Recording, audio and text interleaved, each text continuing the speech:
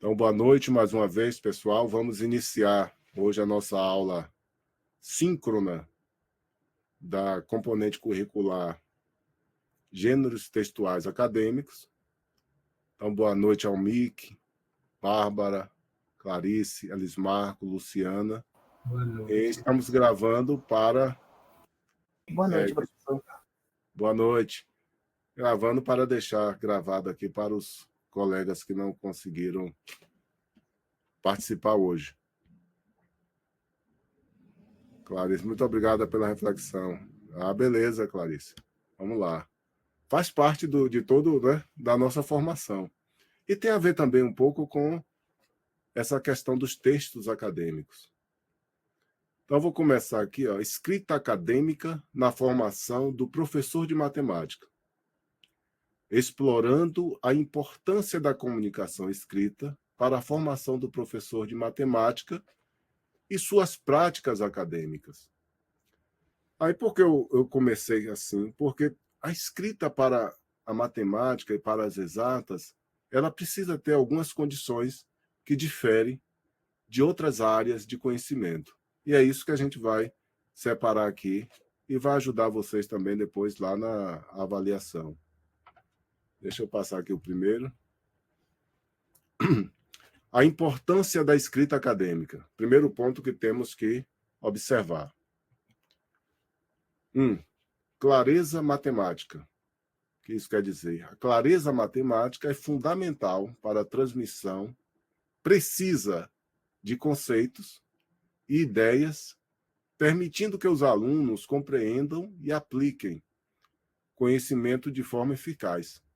Textos bem escritos garantem que o raciocínio lógico seja facilmente seguido e que não haja ambiguidade. Assim como a matemática exata, um texto para a matemática, um enunciado de um problema, alguma coisa, ele precisa ter essa clareza para não deixar ambiguidade no desenvolvimento da resposta. Então, esse é o primeiro ponto. Comunicação científica. Aí a gente já está ampliando mais, né? A comunicação científica é a ponte entre a pesquisa e o público. Escrever de forma acadêmica é essencial para compartilhar descobertas, contribuindo para o avanço do conhecimento na área da matemática e em outras áreas. Então, essa comunicação, vocês irão fazer o TCC de vocês. Deverá ter um tema que vocês irão pesquisar, trabalhar, fazer as discussões e trazer. E vai ter que ser feita dentro dessa comunicação científica. Vamos mais para outro ponto. Base para pesquisa e ensino. A escrita acadêmica serve como base para pesquisa e ensino, proporcionando uma estrutura que orienta o desenvolvimento de projetos e a elaboração de conteúdos didáticos. Tem alguns de vocês que vão trabalhar lá no TCC com construção de reálias, né? Conteúdos didáticos. É um componente crucial na formação de professores, pois fundamenta a prática docente com teorias e metodologias bem definidas. Percebam que a gente está sempre falando e trazendo para a área de matemática e exatas, aí quanto mais definida, quanto mais clara é a importância do texto. Linguagem acadêmica. Vamos lá para essas tais linguagens. Formalidade. A linguagem acadêmica se caracteriza pela sua formalidade, exigindo um estilo mais sério e respeitoso, adequando ao contexto de pesquisa e ensino. Então, o texto ele tem que estar bem, né, formal. Essa formalidade é essencial para manter a credibilidade e a seriedade dos textos acadêmicos. Olha como a gente muda.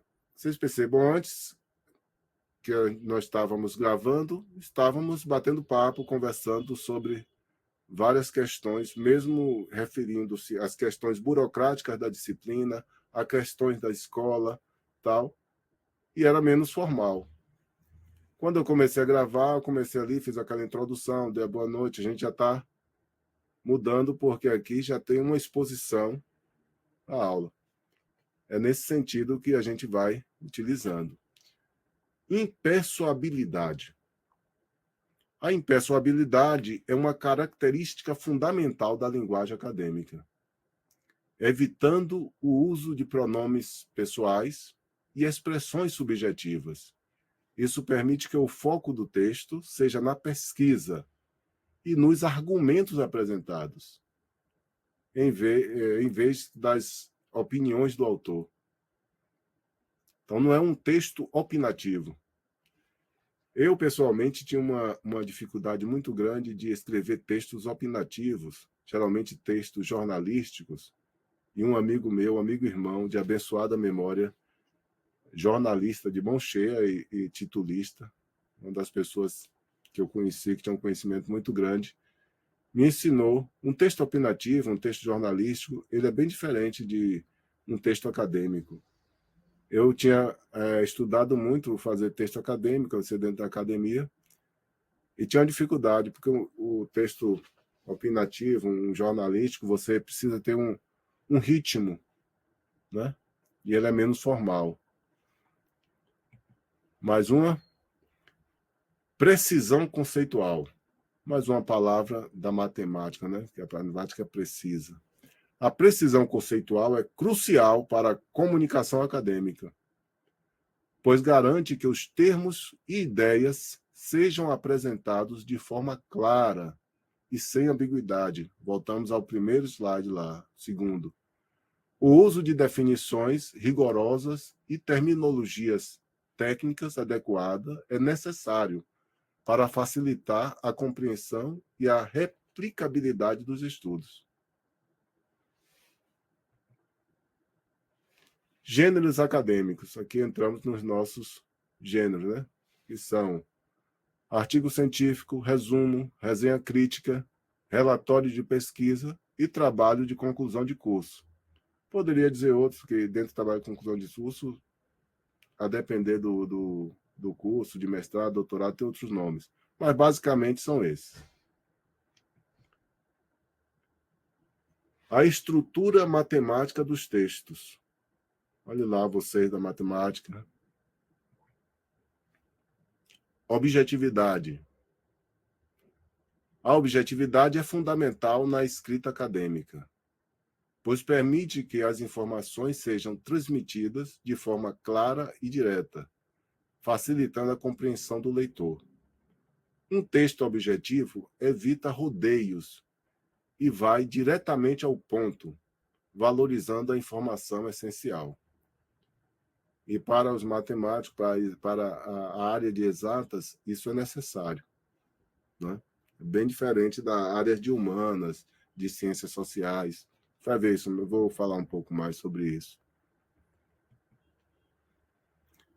Baixa densidade verbal. O que é isso? Vamos lá. A baixa densidade verbal significa utilizar o menor número possível de palavras para expressar ideias. Essa prática é importante para manter o foco no conteúdo, evitando distrações com linguagem excessivamente complexa ou prolixa. Vocês que são aí das exatas já perceberam que quando a pessoa é de humanas ou da educação, o que faz pedagogia, um TCC de pedagogia, de ciências sociais, é dessa grossura, o texto é prolixo, a linguagem é outra. Já vocês da matemática, até por conta da área de conhecimento, precisa ter essa baixa densidade verbal, porque o foco é o conteúdo. Não é? O pessoal de filosofia, os textos são prolixos, traz aquela coisa, vai e volta. Geralmente o pessoal de exatas e de humanas não se compreendem muito bem. Porque os de exatas são muito objetivos e os de humanas são bem subjetivos. Se eu estiver falando errado, me corrija. Uso de substantivos técnicos. O uso de substantivos técnicos é crucial para a precisão na comunicação científica. Substantivos específicos transmitem significados exatos e são fundamentais para a clareza em textos acadêmicos, especialmente em disciplinas técnicas como a matemática.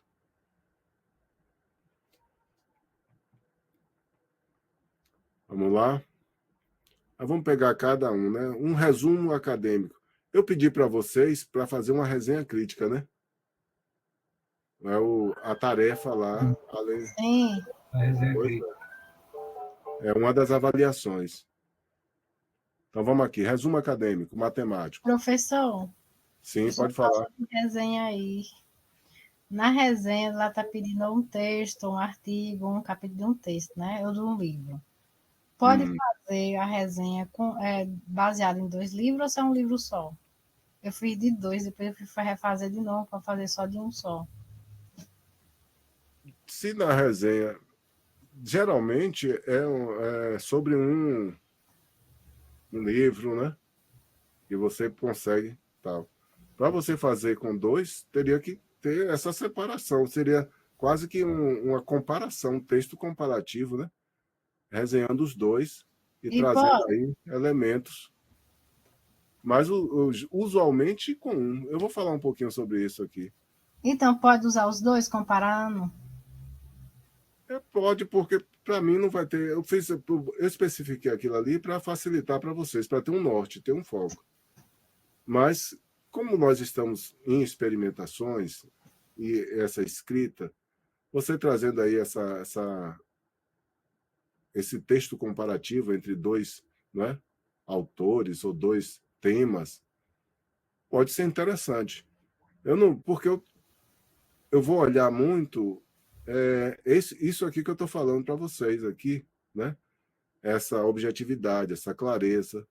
É esse texto mais voltado para a exata que eu vou colocar. Eu não vou nem olhar muito o conteúdo em si. Porque a gente está vendo aqui o estilo da escrita. Tá bom, obrigada. É nisso que você tem que pensar. Porque aí, para mim, vai até interessante, né? Essa questão. Mas deixa eu voltar aqui só rapidinho.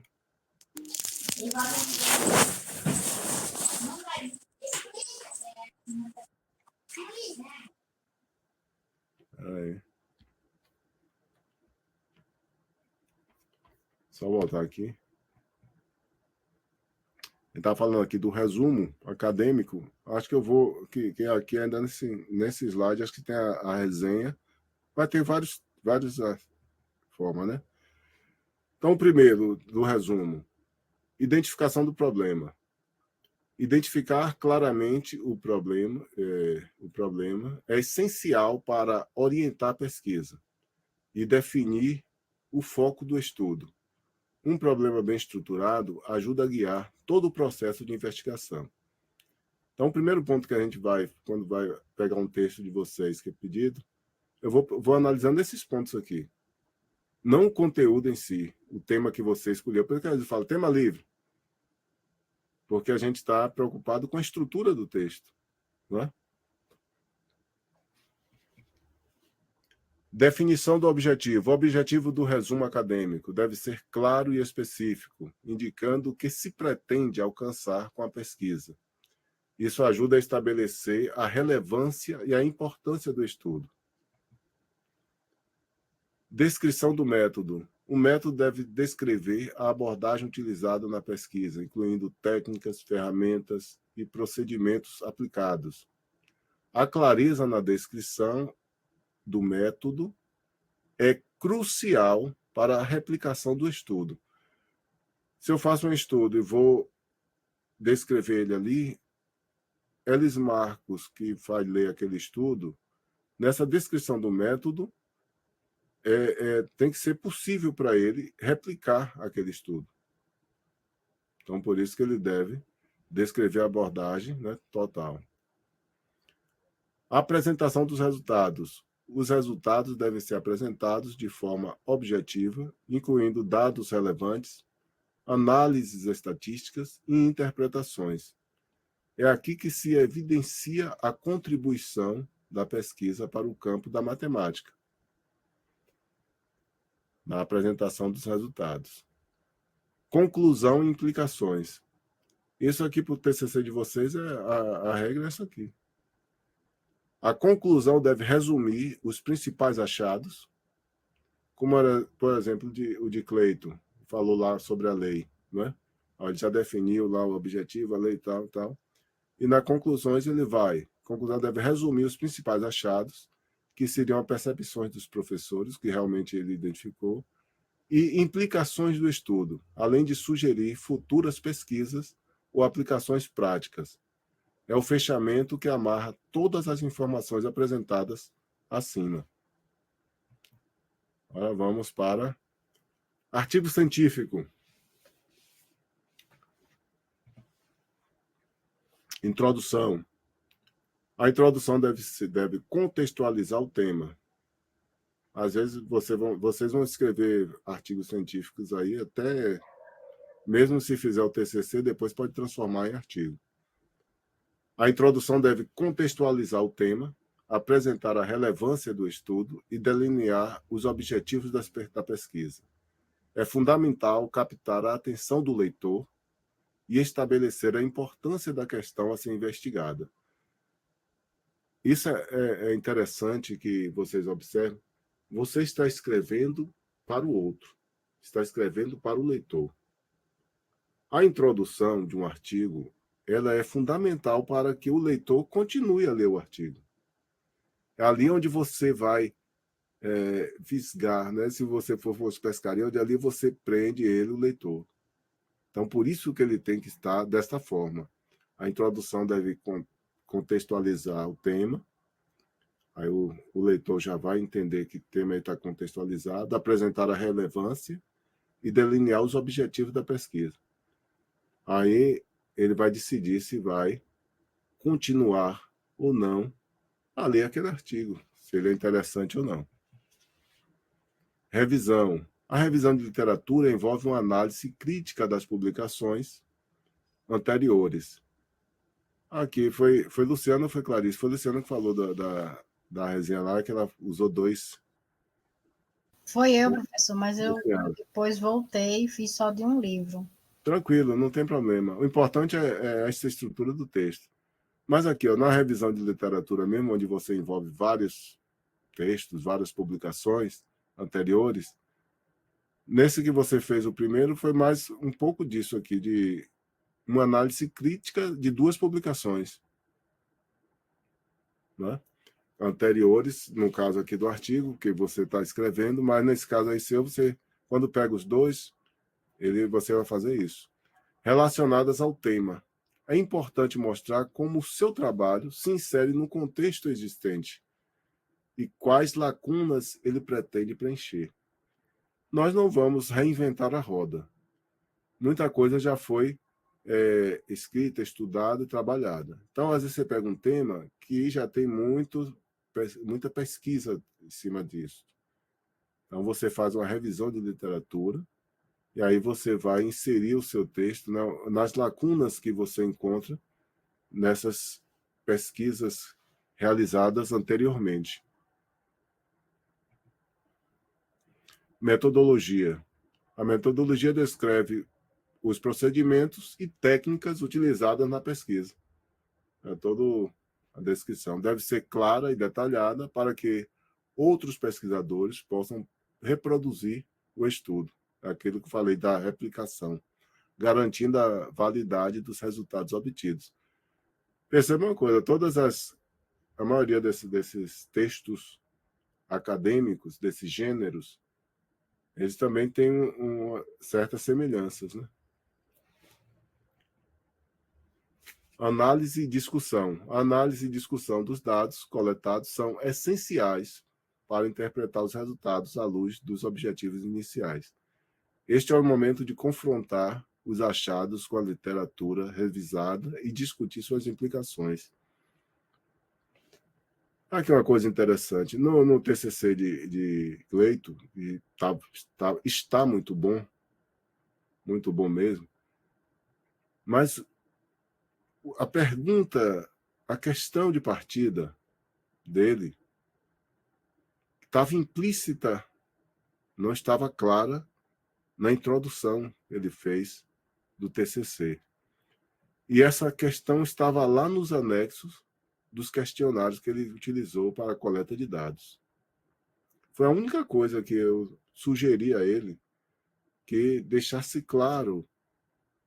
Eram duas questões básicas de partida que desenvolveu todo o trabalho. E precisava estar bem explicitada na introdução do trabalho. E ele só tinha colocado no final. Eu fiz a sugestão, ele disse que ia colocar, que aí que o leitor do TCC dele, quando pegar ali, já vai saber. Ali o leitor já vai ler o restante do trabalho, entendendo quais foram as questões de partida dele. Conclusão. A conclusão sintetiza os principais achados e fornece recomendações para pesquisas futuras. É uma oportunidade de reafirmar a importância do estudo e refletir sobre suas limitações. Então, na conclusão lá de Cleito, que estou falando ele aqui porque essa semana, eu estava lendo isso até ontem, eu li para dar um retorno a ele, para depois mandar para o pessoal da banca. Então, na conclusão dele, ele vai trazer as recomendações. Tem coisas que eu falei aqui hoje com eles, Marcos, falei para vocês, que eu citei várias questões ali da lei e fui alavancando, que não está na discussão dele. Aí eu não quis nem trazer para não interferir muito. Ele já pegou um outro aspecto. Vamos lá? Didatização da escrita. Não vou perguntar para vocês o que é isso que a gente vai fazer aqui. Eu ia perguntar a eles, Marco, mas depois ele está tão bom aqui comigo, aparecendo aqui do lado, para eu não ficar falando sozinho. Senão eu fico pensando que estou no centro espírita e falando com... Só ouvindo vozes, né, professor? Luciana, para a escrita de TCC, quantas laudas de escrita?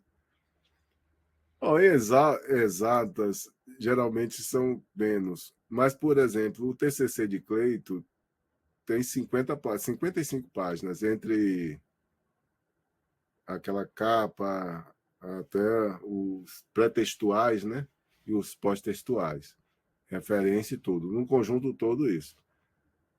Mas depende do seu tema, depende da sua discussão, da sua revisão bibliográfica. Aí vai depender. Tem gente que faz com 80 páginas, quem faz com 40. Eu já vi. Na área de exatas, né? Porque se for para áreas de humanas, aí é para lá de 100. O pessoal escreve muito. Mas de exatas, geralmente, são mais sucintas. Vamos lá. Didatização da escrita. Técnicas de didatização promovem a melhoria na escrita e compreensão matemática. Vamos lá. 85%. Deixa eu só pegar aqui. 85%. Aumento na compreensão de conteúdos complexos através da esquematização.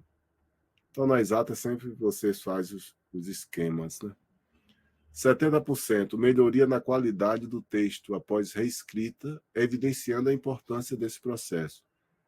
Esses dados aí, todos eles são trazidos lá desses dois textos que eu deixei lá com vocês na semana 3. Tudo que eu peguei foi de lá. A didatização da escrita, eu não sei o que é, Luciana. É isso que eu estou dizendo aqui agora.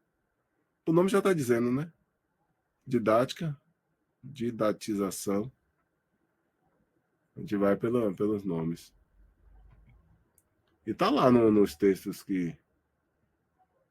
Deixa eu voltar aqui. 70% melhoria na qualidade do texto após a reescrita, evidenciando a importância desse processo.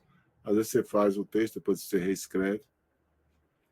60% participação ativa dos alunos em discussões orientadas que favorecem o aprendizado colaborativo. Perceba que eu estou fazendo assim, estamos fazendo sempre a relação com o ensino também, né? Com a docência.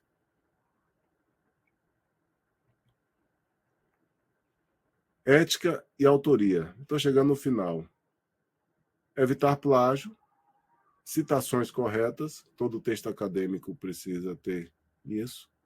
Autonomia docente, que aí vai entrar toda a sua criatividade, a sua curiosidade, a busca, a resposta das suas perguntas de partida. Competências desenvolvidas. Desenvolver competências como raciocínio lógico, argumentação e reflexão crítica é crucial na formação de professores de matemática. Vamos lá? 75%, proporção de docentes que afirmam que o raciocínio lógico é fundamental para a resolução de problemas matemáticos. Óbvio, né?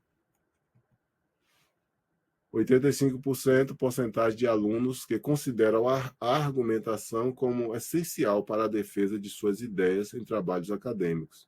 Também é o... E 90%, percentual de professores que avaliam a reflexão crítica como uma habilidade-chave no processo de ensino e aprendizagem. Tudo isso está tudo lá nos textos que vocês trouxeram. Para finalizar, síntese final, Elis Marcos aí no quadro, escrevendo uma diferencial, né? A habilidade de escrever, efetivamente, é fundamental para o processo de ensino-aprendizagem, principalmente na matemática. Parece um paradoxo, né? Mas não é. A escrita clara e precisa não só facilita a compreensão dos conceitos, mas também contribui para um raciocínio lógico mais estruturado e crítico entre os educadores e alunos. Uma das falas de vocês, Luciana, também Clarice, falou ali. A mim que não, né? Que não falo nada. Mas vou deixar Elis Marco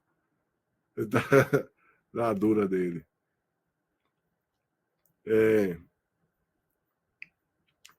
Nós brasileiros estamos nos penúltimos, na zona de rebaixamento dos rankings aí da educação, né? Nesses rankings que são feitos aí no mundo. Sempre o Brasil está lá para ser rebaixado. E matemática é uma das primeiras a estar lá no último. E falamos muito que o brasileiro lê pouco. E aí você vê, quando você lê, você escreve bem, você tem clareza, melhora o seu raciocínio lógico e melhora a compreensão. Um dos grandes problemas nos vestibulares antigos, e agora também no Enem, muita gente não consegue ir bem nas avaliações de matemática, de física, que são de assim, exatas mais duras, né?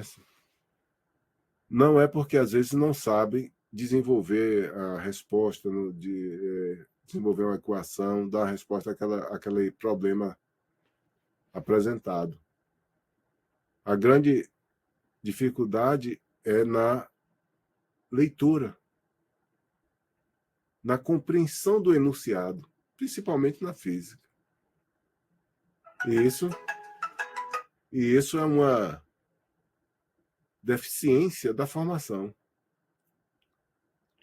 E nós estamos, assim, lendo muito pouco. Você está vendo aqui, eu tenho uma biblioteca, tenho aqui do lado, tenho do outro lado, tem mais de 5.000 livros aqui. Alguns eu recebi de herança de amigos da academia e muitos outros comprados. Eu tenho aqui livros de todas as áreas, livros locais, tenho livros aqui, raridades. E compro o livro. Tenho lido menos agora. Eu falei do meu amigo Luizinho, que me ensinou a escrever para jornal. E aí ele falava assim, já li todos os livros, já tinha 60 anos e muito conhecido. Ele falava, às vezes a gente ficava aqui em casa lendo, eu adoro, ele gostava muito de, como eu também, Gabriel Garcia Marques. Aí eu lia para ele, a gente estava lendo, né? Ficava discutindo as leituras, e era muito bom. Então falta isso. Então, para você escrever bem, você também tem que ser um bom leitor, tem que ler muito. Melhora vocabulário, melhora o estilo de escrita, enfim. Então, o Brasil ainda está devendo muito. E muito da dificuldade da matemática, muitas das vezes, não são da matemática, mas na interpretação, né? Na compreensão dos enunciados, de alguns casos. Então, é isso. Era o que eu tinha a dizer hoje, já que vocês não tiveram grandes dúvidas durante o processo. Eu vou encaminhar, vou ver se eu encaminho, faço essa prova, encaminho para os tutores, professores de tutoria, para sábado estar lá. E na próxima semana acho que eu vou colocar só um fórum, porque aí vai dar tempo para fazer a prova no final e a gente fecha a disciplina. Muito pequena, né? São 4 semanas, são 34 horas. É uma disciplina que poderia ter mais tempo.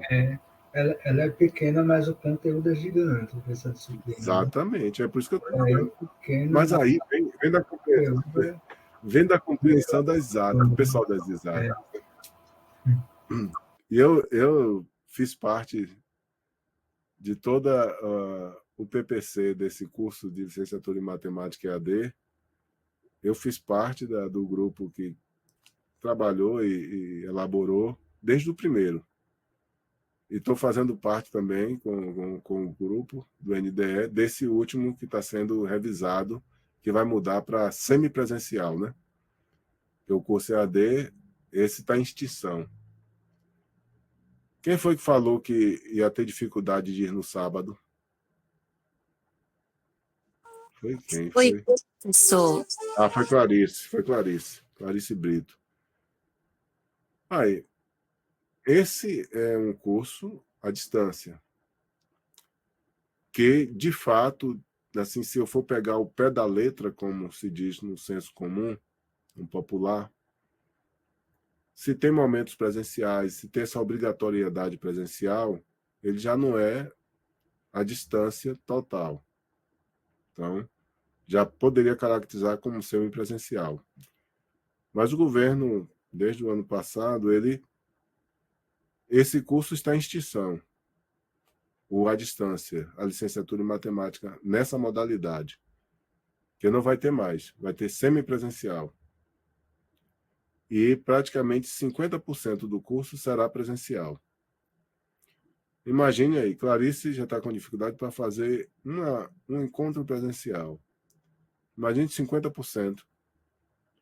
Nessa disciplina, ela teria que ter, vocês teriam que ir ao polo pelo menos 2 semanas.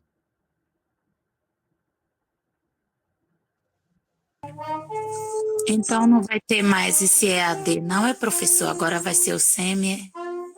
As próximas ofertas, se nada mudar, né? Porque no Brasil, assim, eu estava com o Eniel, o Junils, Luiz, estava lá na NDE falando isso, disse, às vezes as coisas mudam, a gente vai fazer, a gente está vendo que não vai dar certo da forma que foi proposta. Lembra da questão da lei, né, Elimar, falando da lei? Manda a lei lá para cima. Aí Elimar vai para a escola dele e não vê, nem sabe da lei, ninguém tá sabendo da lei. e às vezes sabe, mas às vezes a escola também não tem esse controle de Não tem estrutura, né? Quem é que vai tomar? Quem é que vai recolher? para tomar.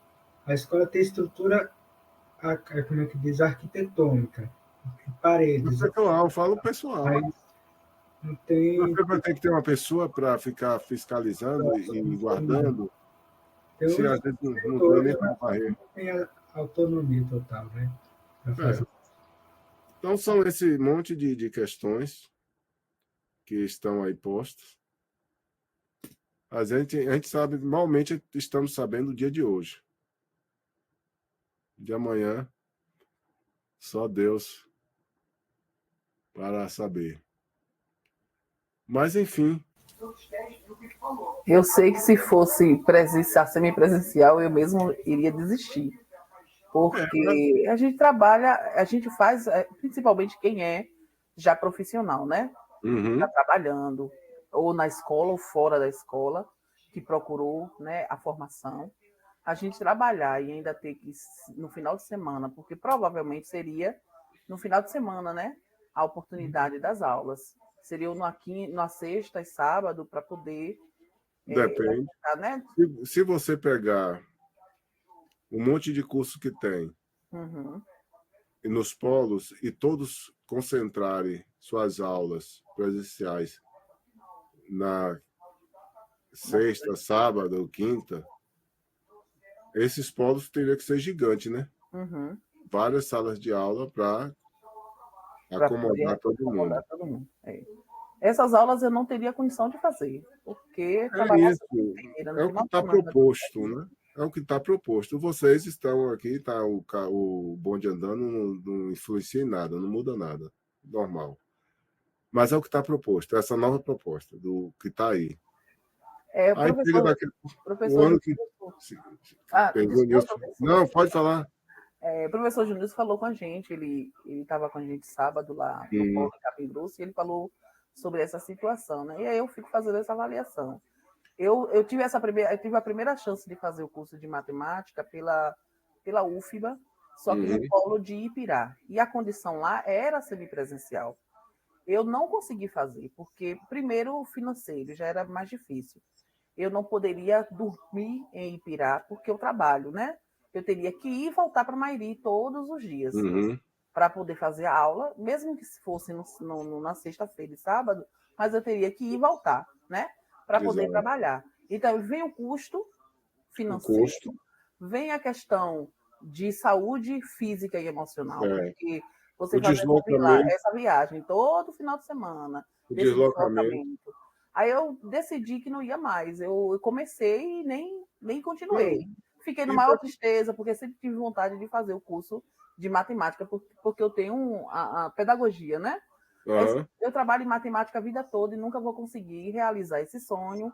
E essa necessidade, porque não é só um sonho, para mim não é mais um sonho, era uma necessidade de ter a minha área específica de trabalho, que é matemática, e eu nunca iria conseguir realizar, né? E a oportunidade foi agora com o FRB pela educação à distância. Exato. Foi como eu consegui fazer. E aí eu fico imaginando quantas pessoas como eu, né, tem ainda por aí tentando fazer o curso sem conseguir, e agora nessa condição vai ficar muito mais difícil. Vamos ver como as coisas. Eu vou te contar que as coisas mudam. Mas antes disso, você é pedagoga. Quando eu falei aqui da escrita, por exemplo, uma escrita para um pedagogo, ele é muito mais argumentativa, prolixa, né? Você cita muitos autores, vem vários autores, aí você vai citar Piaget, Vygotsky, Vallon, não sei o que, tudo você tem que ter 1000 citações. O professor estava dando risada enquanto você estava falando. Não é? Porque eu sou pedagoga, mas nunca me enquadrei na escrita do pedagogo.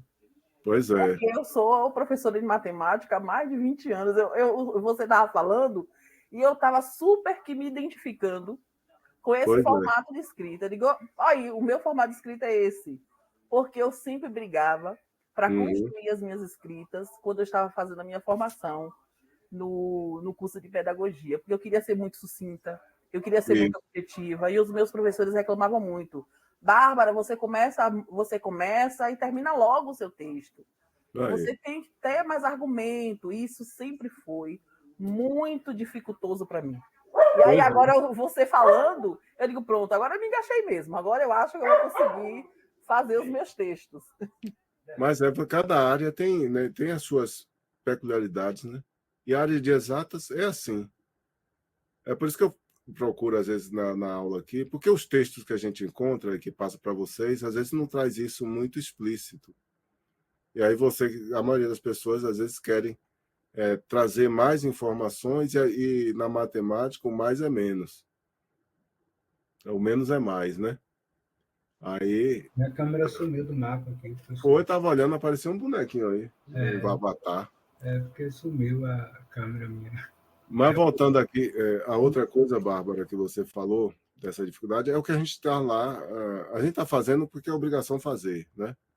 E a gente até atrasou por conta disso. Às vezes, quando você está fazendo uma coisa que você está vendo que não vai funcionar, atrasou, e teve uma questão da AGU que obrigou, né? O prazo, cumpriu o prazo. A gente tinha que mandar a reformulação com essas novas determinações. Mas isso foi o ministro da Educação de agora. Aí no ano que vem tem eleição, muda lá, entra outro ministro, já muda de novo, ninguém sabe. Eu comecei em 2006, 2005, 2006, na UNEB, eu era professor da UNEB. Foi logo quando começou a UAB e os cursos. O primeiro curso que a gente ofertou foi o curso de História e depois o de Matemática. E lá na UNEB, naquele primeiro momento, naquela época, era encontros semanais. Por mim seria impossível, caso não fosse AD. Clarice também. A maioria que está na ED já é um público diferente, porque tem trabalho, está distante. E o que eu falei com os colegas, tá? Essa nova proposta, a EAD, com essas tecnologias que a gente tem, ela não perde em qualidade em nada para outros cursos e inclui aqueles que estão em locais distantes dos centros onde estão as faculdades e as universidades físicas, de fazer um curso com a mesma grade, a mesma coisa do curso da EAD para um curso lá da presencial, na universidade. Mas dá essa possibilidade dos estudantes que estão em locais distantes de fazer o curso. Principalmente no caso como de Bárbara, que é pedagoga e ensina matemática, então ela tem a graduação fora. E foi basicamente por isso que a UAB foi criada lá em 2005, para atender aqueles professores que não tinham graduação, ou os professores que tinham a graduação, mas ensinavam em outra área, e os professores que tinham graduação, mas era bacharel.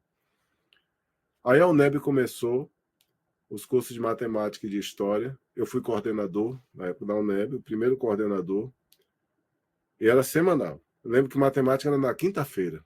Aí tinha gente de várias cidades e que ia para o polo, e toda quinta-feira tinha que estar lá. E isso, já naquela época, eu já não achava muito produtivo, porque toda semana tinha que ter um dia a pessoa pegar ônibus. Aí tinha a prefeitura que dava o carro quando tinha muitos professores naquela época. Os professores vinham com ônibus e tal. Aí quando eu fui fiz o concurso para o UFRB em 2010, eu fui basicamente para fazer isso. Eu sou professor de educação à distância, o concurso foi para isso. A gente começou a implementar. Quando a gente criou o primeiro curso, que é esse que vocês estão fazendo agora, a gente botou ele para rodar em 2014, a primeira turma. Aí eu falei, estava eu, Ariston, a gente trabalhava junto, na época, criamos a superintendência. Eu falei, olha, a UNEB era semanal, vamos tentar fazer aqui quinzenal, porque não é na obrigação, né? A gente colocou quinzenal. E depois a gente foi flexibilizando cada vez mais, atendendo a regulamentação, a legislação, e no que era possível ia flexibilizando, não porque não era para facilitar, que às vezes aqui a gente não está aqui é presença. O conceito de presença aqui agora é presença, só que virtual. Nós poderíamos estar falando a mesma coisa em um local, em um polo, só que todo mundo teria que se deslocar para lá. Aqui estamos fazendo a mesma coisa. Não está assim a mesma coisa, porque só eles marcam que abre a câmera. E os demais, tem uns que só fala, mas tem um que nem abre a câmera e nem fala. Não vou nem dizer o nome. Mas é assim mesmo. Tem uns mais intuitivos, outros menos. Mas, professor, é só porque o formato é diferente. Mas nós temos alunos aqui na aula síncrona que são parecidos com os alunos que são da aula síncrona. Os que não gostam de falar são aqueles que gostam de ficar lá no fundão, que fica mais na sua. O amigo, eu não estou dizendo que é você, não, viu, Amilca? Amilque. Porque vai ter todos os perfis, né? Mesmo sendo presencial ou não, né? Vai ter perfis de alunos que falam mais, que falam menos. Vai, mas na sala lá ele não tem como se esconder. Pode até ficar sem falar, mas a gente consegue ver. Entendeu? Amigo, Bárbara... pegou você hoje para fazer piada, hein? Ele tá aí de boa, na lagoa. Mas é o seguinte, mesmo com o formato, é bom. E eu até brinquei, estava numa aula de psicanálise segunda-feira, e tinha uma turma lá, tinha um pessoal de Salvador, tá? Eu brincando, no final até foi bom que todo mundo apareceu. É uma coisa incrível. É uma maior dificuldade. Na aula da psicanálise lá com a professora, estava ela e mais um ou dois que ficou, assim como a Elis Marco ficou aqui comigo. Que aí, pelo menos, dá um apoio moral. E é difícil. Nas minhas turmas também, aqui do presencial, que às vezes a gente também dá aula à distância. Aí outra coisa engraçada, o presencial vai ficar com mais aulas à distância do que o curso à distância, que é o semipresencial. O mundo está de cabeça para baixo. Mas, aí, enfim, vamos ver o que acontece no futuro. Porque se for neste formato e isso for exigido de que seja implementado assim, vai abrir edital, vai abrir inscrição, vai ter inscritos e vai ter uma evasão muito maior do que tem agora.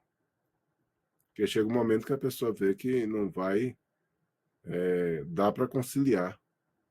Pelo até o que Bárbara falou aí, às vezes a pessoa quer, mas você tem custo, tem cansaço, tem atividades, e aí chega um momento que o tempo que você está gastando para se deslocar, você está deixando de ler um texto, de estudar. Né? Mas vamos lá, vamos ver se conseguimos achar o melhor caminho. Tem coisas que a gente não tem como mudar, porque vem de cima para baixo, mas vamos buscar aí uma solução. Então, gente, muito obrigado. Acho que agora estou aqui à disposição de vocês. Se quiserem perguntar mais alguma coisa, senão o que eu tinha a dizer para a gente fechar essa semana e já deixar pronto aí para sábado, que eu só vou fazer a prova e mandar. Até sexta-feira eu mando, que aí eles aplicam lá. Aquele mesmo processo, né?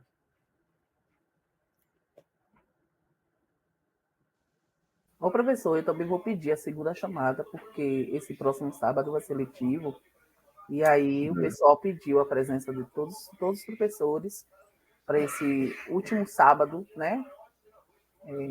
E aí eu não vou poder faltar essa aula, e aí eu vou pedir a segunda chamada. Pois é, faça o pedido lá, que o Júnior manda. A segunda chamada já está agendada, né? Eu até boto o mesmo link ali, que é outra lambança que o pessoal da equipe ficou exigindo.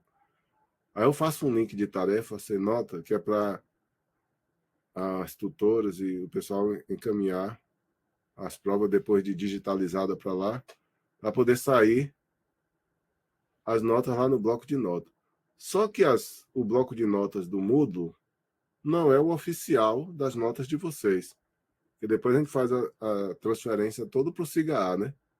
Onde vai estar lá para entrar lá nos históricos e tudo. Que o SIGA, que é o software, é um ambiente administrativo da UFRB, onde todos os alunos ficam cadastrados, sai todos os históricos, sai tudo direitinho. Mas todo mundo está pedindo coisas absurdas, a começar pela própria estrutura da nova modalidade. Quando o mundo está avançando para um lado, a gente vai indo de marcha ré, desencontrando, né?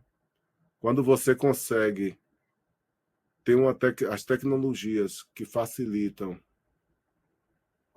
e aproximam as pessoas e dá essa oportunidade que Bárbara citou agora e que Clarice também falou, aí você retrocede. Aí todo mundo tem a oportunidade de ter um smartphone ou de ter um tabletzinho. Aí vai para a escola, aí a escola quer proibir, os professores não sabem utilizar, não sabem potencializar aquilo ali, que tem tanta coisa que pode utilizar. Pode ser de qualquer área, de matemática, de português, de química, de história, de tudo. Todos os professores podiam estar potencializando aquilo, aí quer proibir. Aí como é que essa educação, acho que foi a Luciana colocou, pode ser transformadora? São questões que para a gente pensar, né? Perguntas retóricas. Então, pode encerrar, Elismarco?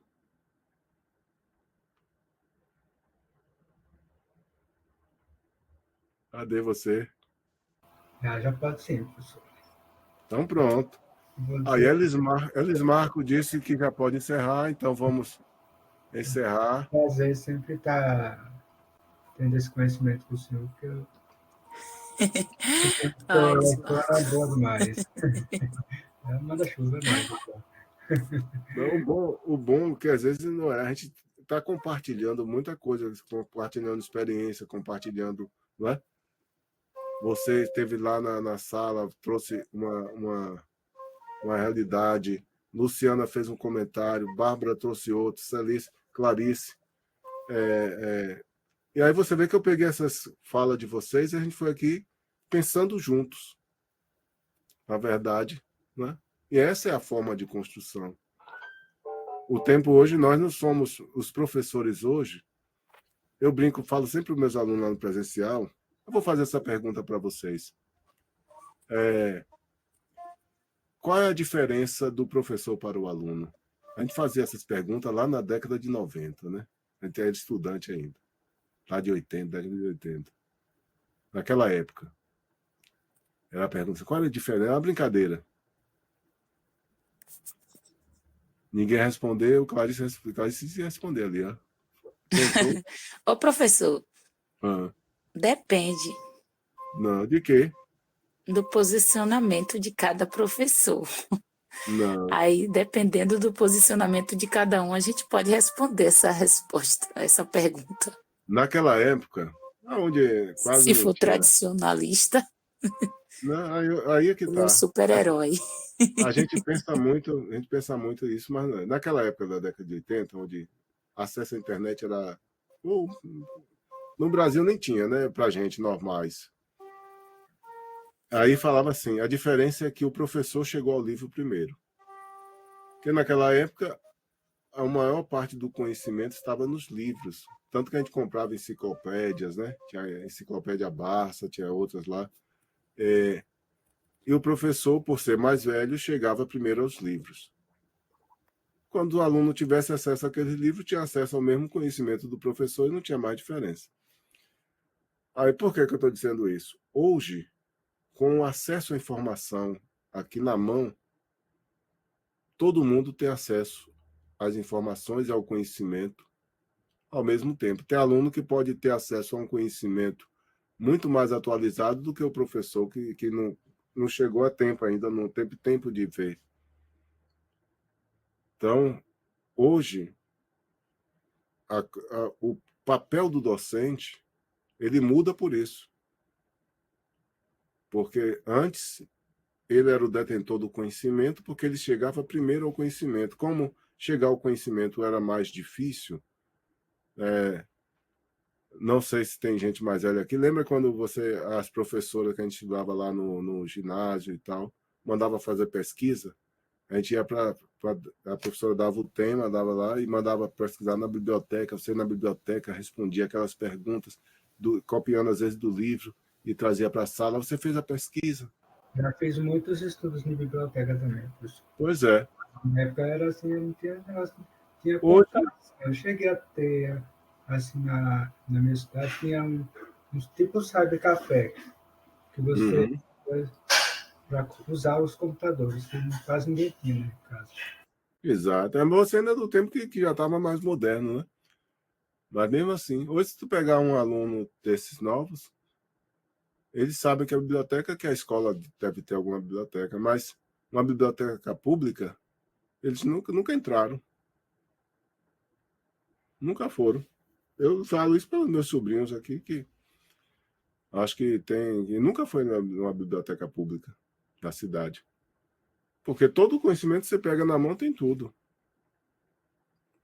Você vê que hoje a gente consegue pegar o PDF e passar para vocês livros. Imagine se eu só pegasse a referência dele e falava: vocês vão adquirir esse livro, vão comprar esse livro, vão na biblioteca buscar esse livro. A gente manda lá no PDF, está colado ali. Um livro completo. Então muda essa relação. Então o papel muda por isso. Bárbara, que é pedagoga, sabe bem mais do que eu sobre essas questões.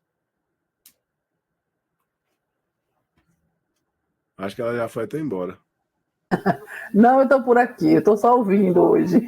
Tá vendo aí? Mas assim, professor, falando sobre essa questão do uso de biblioteca, eu até vou além. Acho que, não sei se, porque na minha cidade a biblioteca pública ela foi praticamente extinta. Praticamente não existe mais a biblioteca pública aqui, né? Tudo bem que existe a ideia de que a biblioteca vá para dentro da escola, né? A minha escola, por exemplo, tem uma biblioteca até legal, eu não vou dizer que é uma biblioteca ruim, não, é uma biblioteca legal, mas eu acho que é um absurdo a gente perder essa tradição da biblioteca pública, né? É um absurdo, mas a pergunta não é essa. Eu tenho uma biblioteca aqui enorme, maior do que muita biblioteca até de cidade. E é minha. Ainda tem livros lá fora, já está faltando lugar para guardar ali, para botar estante. Tem um monte de livros que vai chegando. Hoje mesmo dei até um livro Nós, de Eugênio, é um livro de um escritor russo que inspirou George Orwell. É o primeiro que escreve essas distopias, né? É o livro Nós. Eu dei um para Eleazar, professor Eleazar, de presente de Natal. Mas a pergunta que tem que fazer é por que a biblioteca municipal foi extinta? É extinta Então, por falta de frequência. isso. Sim. Aqui na cidade mesmo, os alunos, eles só frequentam lá quando vão frequentar o museu, que ela está inclusa lá junto, né, no mesmo ambiente. Para Então, compartilhar. assim, eles têm acesso do que vem assim à biblioteca e apalpar os livros pelo fato da escola juntar um único dia, um evento, e levar os alunos para observar aqueles objetos lá do museu e tal, do Castro Alves, né? Que aqui é Castro Alves, cidade do poeta. Então tem as vestes, aquelas coisas tal, tudo lá, que ele já viveu nesse casarão, é onde ele convivia. E lá hoje tem um museu e tem a biblioteca da cidade, Exato. tá lá, só como visita, tipo, não para utilidade. Por quê? Agora respondendo a pergunta.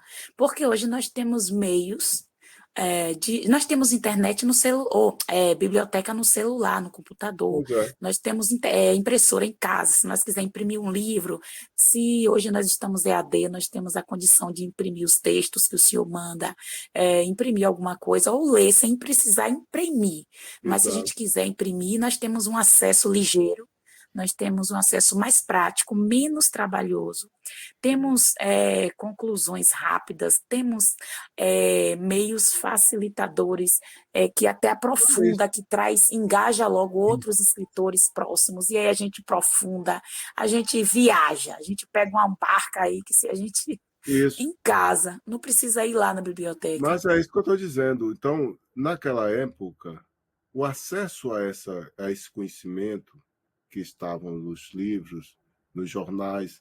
Eu lembro que a biblioteca lá na cidade tinha aquelas pastas assim, com todos os jornais da cidade, jornais locais. Aí você queria ir lá buscar. E as informações estavam ali. Então, quem era mais velho e estudava aquilo, chegava primeiro, só depois que você ia.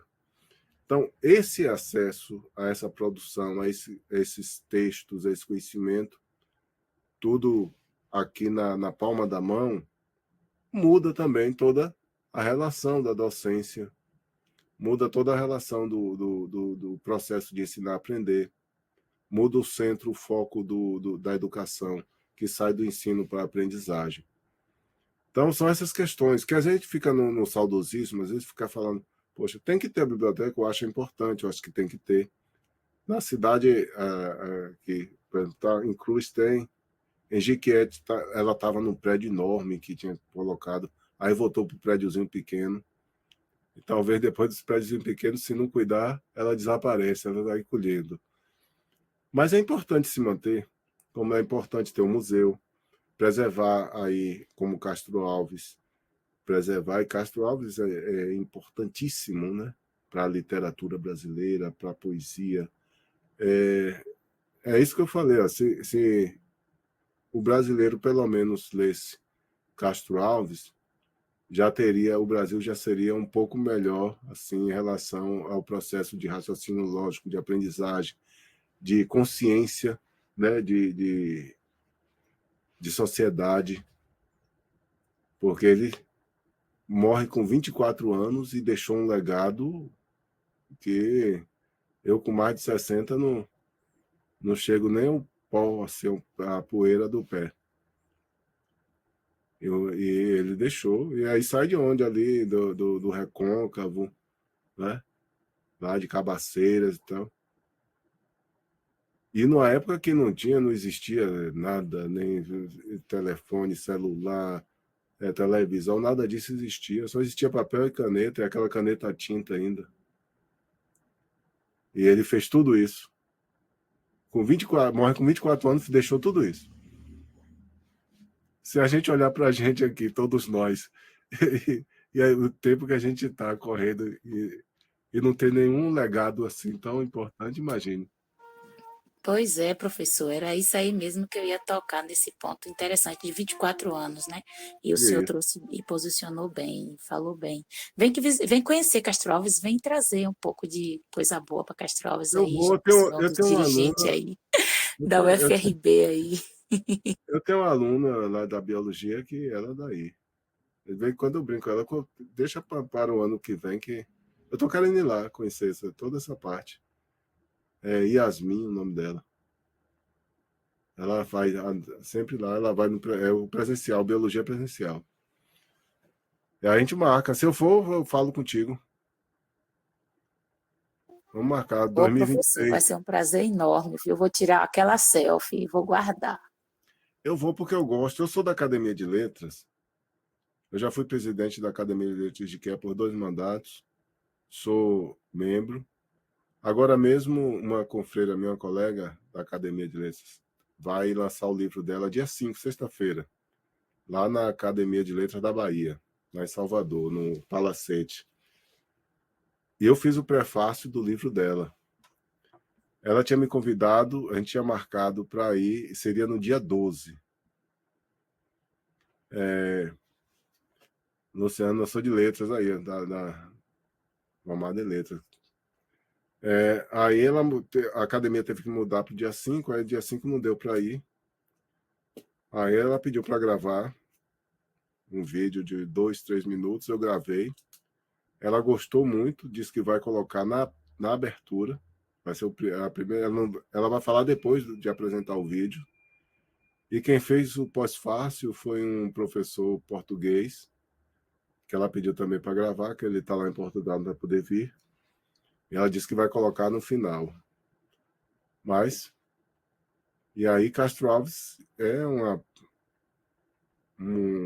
é importante. Castro Alves, Machado de Assis, são assim ícones, são cânones da literatura brasileira. Não tem para onde ir. Então vamos ver se o ano que vem possamos organizar. Seria até bom se tivesse mais gente aqui do grupo. Esse por perto aí marcava, né? Seria interessante mesmo. Muito, muito legal. Professor, e é verdade. E aqui em Castro Alves é um lugar que precisa muito, assim, de apoio nessa questão. Aqui mesmo eu também fiz pedagogia, viu? Uhum. Eu fiz aqui com filiado a uma instituição lá de Feira de Santana. Era Eugênio Gomes, depois passou para essa outra, que eu esqueci o nome agora. Uhum. Aí antes de concluir, eu iniciei esse EAD aí, glória a Deus, que tem sido um presente de Deus na minha vida. Que Sempre bom. gostei, como a Amém. Bárbara falou, e aí essa benção chegou para mim.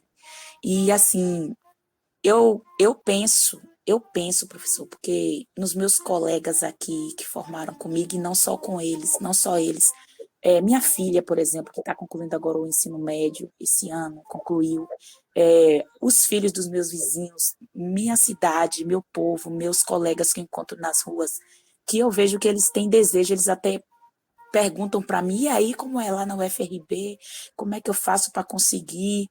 Na vida, assim, até que tem desejo, tem vontade, mas a possibilidade é muito pouca, a condição.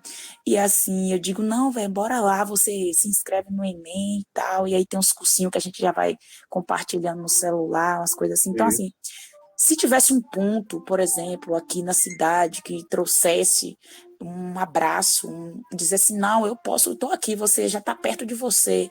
Eu acho que É, isso daí favorecia de uma maneira grandiosa a cidade, a população. E a exato. gente vê que aqui não tem. O senhor precisa ver, é uma dificuldade muito grande. E assim, essa é a realidade não só daqui. É isso Eu que eu ia acredito falar que é a para realidade você. de, Não né? fique se achando, não, que não é uma condição só de vocês, não. É da maioria das cidades do Brasil. Mas Castro Alves tem uma outra coisa que eu adoro. Para mim, a melhor é a rádio. A Rádio FM da Castro Alves. Para mim, é uma das melhores que eu já ouvi. É Eu um amigo escuto meu, bastante. que é o Sabe? locutor JR, é essa que o senhor assiste?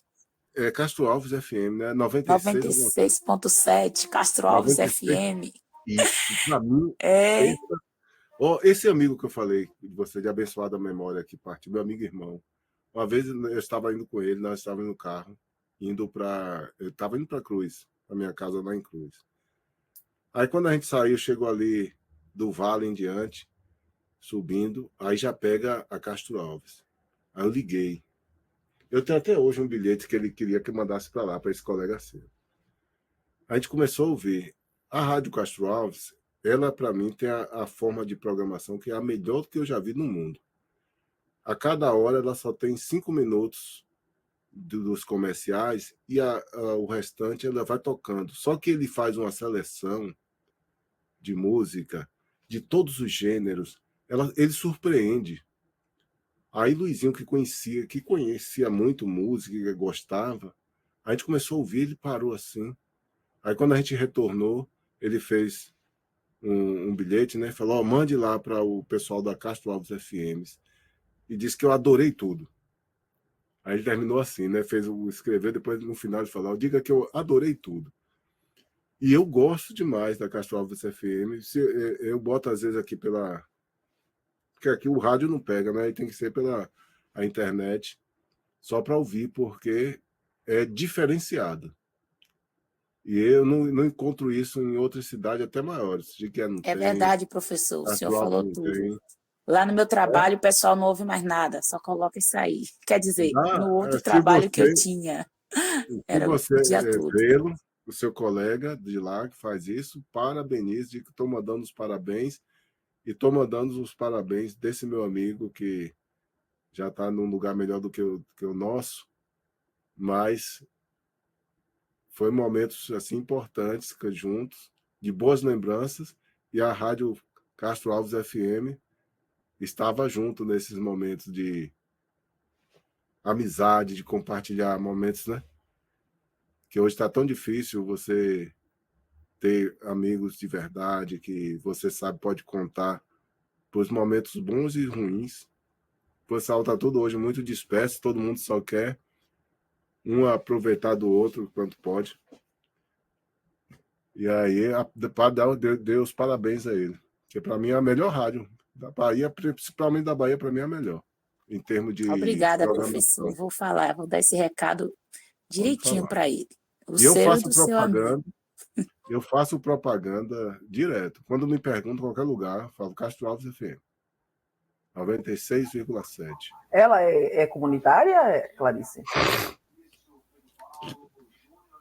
A rádio é comunitária? Ela parece que não ouviu, não. Ah, tá bom. Eu não sei, né? Ela não respondeu. Porque as rádios comunitárias normalmente estão... Ok, Bárbara. Estou perguntando, a rádio Castro Alves FM, ela é comunitária? Oi. Ela é comunitária? Eu acho que é, Bárbara. Eu não sei. Eu sei que ela tem propaganda, que eu tenho uma rádio comunitária em Jequié, e não é assim como o dela, e tem um alcance menor. Ela tem um bom alcance, né? É isso De que quer rádios dizer, ela tem um comerciais. bom alcance. Ela né? pega ali no Vale, ali, em vários locais, assim, ela pega bem. O dono mudou de dono agora, professor. Aí agora a central não é mais aqui, mudou para Santo Antônio.